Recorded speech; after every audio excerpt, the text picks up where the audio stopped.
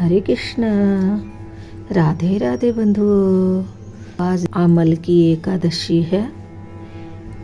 इसका उपवास 6:04 से प्रारंभ हो रहा है और 11 तारीख द्वादशी दिन को 6:03 से लेकर 8:16 तक इसका पारण होगा। तो आप इसी समय के बीच अपना पारण अवश्य कर ले। और बंधुओं, पारण करने से पूर्व ब्राह्मण देवता को दान दक्षिणा देना न भूलें। बंधुओं, आइए हम आमल की एकादशी के महात्म्य को सुनते हैं। युधिष्ठिर ने भगवान श्री कृष्ण से कहा, श्री कृष्ण, मुझे फागुन मास के शुक्ल पक्ष की एकादशी का नाम और महात्म्य बताने की कृपा कीजिए। भगवान श्री कृष्ण बोले, महाभाग धर्मनंदन, फागुन मास के शुक्ल पक्ष की एकादशी का नाम आमलकी है। इसका पवित्र व्रत विष्णु लोक की प्राप्ति कराने वाला है। राजा मांधाता ने भी महात्मा वशिष्ठ जी से इसी प्रकार का प्रश्न पूछा था, जिसके जवाब में वशिष्ठ जी ने कहा था, महाभाग, भगवान विष्णु के थूकने पर उसके मुख से चंद्रमा के समान कांतिमान एक बिंदु प्रकट होकर पृथ्वी पर गिरा। उसी से आमलक का महान वृक्ष उत्पन्न हुआ, जो सभी वृक्षों का आदिभूत कहलाता है। इसी समय प्रजा की सृष्टि करने के लिए भगवान ने ब्रह्मा जी को उत्पन्न किया और ब्रह्मा जी ने देवता, दानव, गंधर्व, यक्ष, राक्षस, नाग तथा निर्मल अंतःकरण वाले महर्षियों को जन्म दिया। उनमें से देवता और ऋषि उस स्थान पर आए जहाँ विष्णु प्रिय आमलक का वृक्ष था। महाभाग उसे देखकर देवताओं को बड़ा विस्मय हुआ, क्योंकि उस वृक्ष के बारे में वे नहीं जानते थे। उन्हें इस प्रकार विस्मित देख आकाशवाणी हुई, महर्षियों, यह सर्वश्रेष्ठ आमलक का वृक्ष है, जो विष्णु को प्रिय है। इसके स्मरण मात्र से गोदान का फल मिलता है। स्पर्श करने से इससे दुगुना और फल भक्षण करने से तिगुना पुण्य प्राप्त होता है। यह सब पापों को हरने वाला वैष्णव वृक्ष है। इसके मूल में विष्णु, उसके ऊपर ब्रह्मा, स्कंध में परमेश्वर भगवान रुद्र, शाखाओं में मुनि, टहनियों में देवता, पत्तों में वसु, फूलों में मरुद्रड तथा फलों में समस्त प्रजापति वास करते हैं। आमलक सर्वदेवमय है, अतः विष्णु भक्त पुरुषों के लिए यह परम पूज्य है। इसलिए सदा प्रयत्न पूर्वक आमलक का सेवन करना चाहिए। ऋषि बोले, आप कौन हैं? देवता हैं या कोई और? हमें ठीक ठीक बताइए।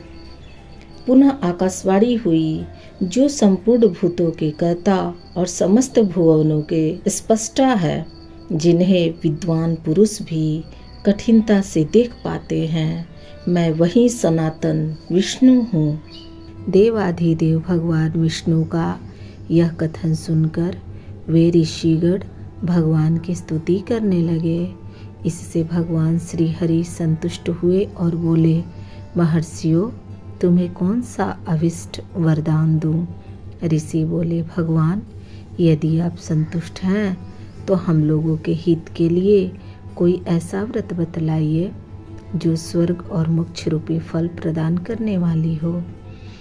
श्री विष्णु जी बोले, महर्षियों, फागुन मास के शुक्ल पक्ष में यदि पुष्प नक्षत्र से युक्त एकादशी हो तो वह महान पुण्य देने वाली और बड़े बड़े पातकों का नाश करने वाली होती है।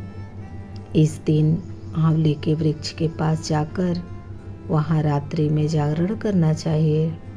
इससे मनुष्य सब पापों से छूट जाता है और सहस्त्र गोदान का फल प्राप्त करता है। विप्रगण, यह व्रत सभी व्रतों में उत्तम है, जिसे मैंने तुम लोगों को बताया है। ऋषि बोले, भगवान, इस व्रत की विधि बताइए, इसके देवता और मंत्र क्या है, पूजन कैसे करें, उस समय स्नान और दान कैसे किया जाता है। भगवान विष्णु जी ने कहा, द्विजवरों, इस एकादशी को व्रती प्रातःकाल दंत धावन करके यह संकल्प करे कि हे पुंडरीकाक्ष, हे अच्युत, मैं एकादशी को निराहार रहकर दूसरे दिन भोजन करूँगा, आप मुझे शरण में रखें। ऐसा नियम लेने के बाद पतित, चोर, पाखंडी, दुराचारी, गुरु पत्नीगामी तथा मर्यादा भंग करने वाले मनुष्यों से वह वार्तालाप न करे। अपने मन को वश में रखते हुए नदी में, पोखरे में, कुएं पर अथवा घर में ही स्नान करे। स्नान के पहले शरीर में मिट्टी लगाए। मृतिका लगाने का मंत्र, अश्वकांते रथकांते विष्णुकांते वसुंधरे, मृत्तिके हर में पापम जन्मकोट्या समर्जितम। वसुंधरे, तुम्हारे ऊपर अश्व और रथ चला करते हैं तथा वामन अवतार के समय भगवान विष्णु ने भी तुम्हें अपने पैरों से नापा था। मृत्तिके, मैंने करोड़ों जन्मों में जो पाप किए हैं, मेरे उन सब पापों को हर लो।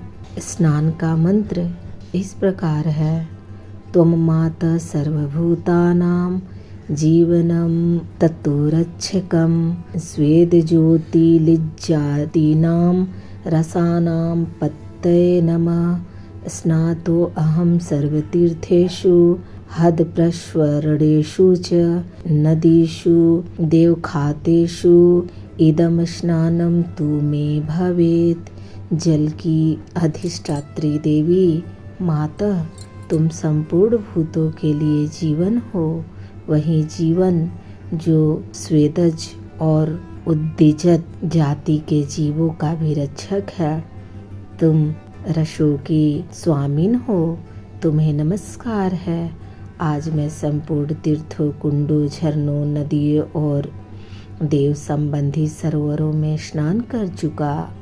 मेरा यह स्नान उक्त सभी स्नानों का फल देने वाला है। विद्वान पुरुष को चाहिए कि वह परशुराम जी की सोने की प्रतिमा बनाए।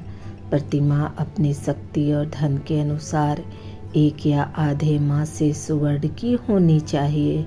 स्नान के पश्चात घर आकर पूजा और हवन करे।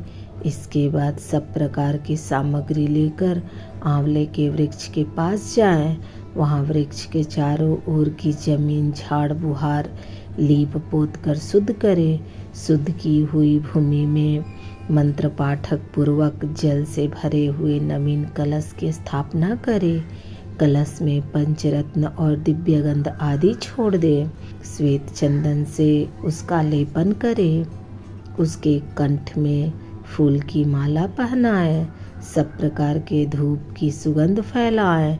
जलते हुए दीपकों की श्रेणी सजा कर रखे। तात्पर्य यह है कि सब ओर से सुंदर और मनोहर दृश्य उपस्थित करे।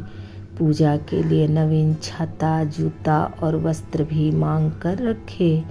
कलश के ऊपर एक पात्र रखकर उसे श्रेष्ठ लाजों से भर दे।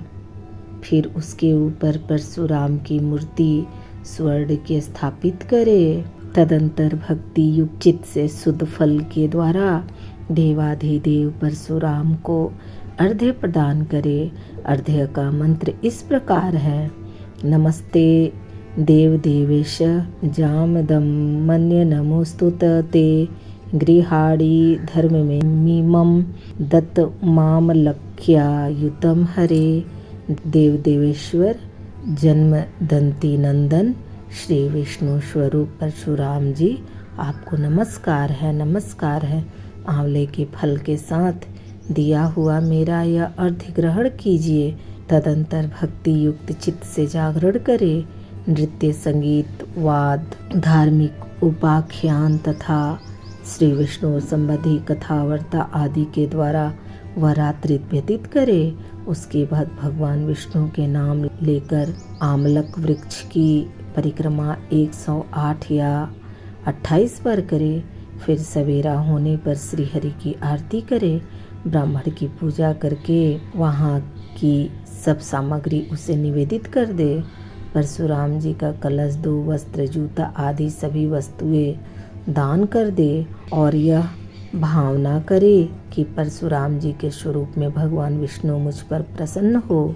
तत्पश्चात आमलक का स्पर्श करके उसकी प्रदक्षिणा करे और स्नान करने के बाद विधि पूर्वक ब्राह्मणों को भोजन कराएं। तदंतर कुटुंबियों के साथ बैठकर स्वयं भी भोजन करे। संपूर्ण तीर्थों के सेवन से जो पुण्य प्राप्त होता है तथा सब प्रकार के दान देने से जो फल मिलता है वह सब उपयुक्त विधि के पालन से दुर्लभ होता है। समस्त यज्ञों की अपेक्षा भी अधिक फल मिलता है, इसमें तनिक भी संदेह नहीं है। यह व्रत सब व्रतों में उत्तम है। वशिष्ठ जी कहते हैं, महाराज, इतना कहकर देवेश्वर भगवान विष्णु वही अंतर्ध्यान हो गए। तत्पश्चात उन समस्त महर्षियों ने उक्त व्रत का पूर्ण रूप से पालन किया। नृपश्रेष्ठ, इसी प्रकार तुम्हें इस व्रत का अनुष्ठान करना चाहिए। भगवान श्री कृष्ण कहते हैं, युधिष्ठिर, यह दुर्धर्ष व्रत मनुष्य को सब पापों से मुक्त करने वाला है। श्रीमन्नारायण नारायण हरि हरि, श्रीमन्नारायण नारायण हरि हरि, श्रीमन्नारायण नारायण हरि हरि, श्रीमन्नारायण नारायण हरि हरि, श्रीमन्नारायण नारायण हरि हरि।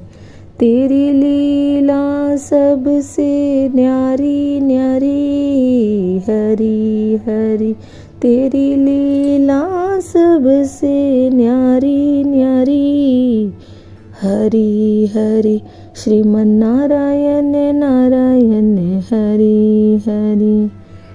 तो बंधुओं, इस चैनल को लाइक करें या न करें, सब्सक्राइब करें या न करें, शेयर ज़रूर करें। जय श्री कृष्ण, राधे राधे।